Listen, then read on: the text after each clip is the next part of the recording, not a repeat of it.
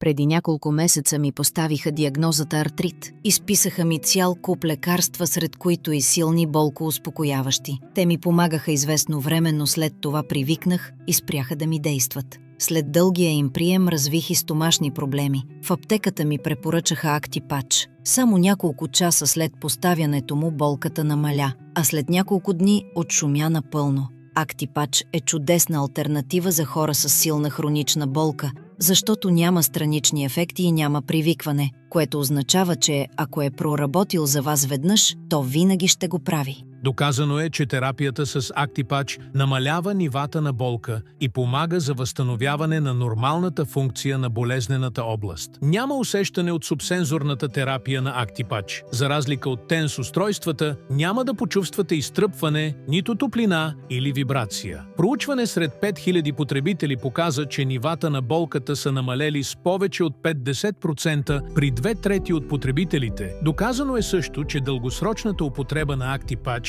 намалява наполовина употребата на лекарства за болка, като същевременно подобрява цялостното качество на живот. Лесно е. Просто натиснете бутона, поставете Актипач върху болезнената област, използвайки пластири и почувствайте разликата. Използвайте от 6 до 24 часа на ден. За повече информация посетете actipatch.bg.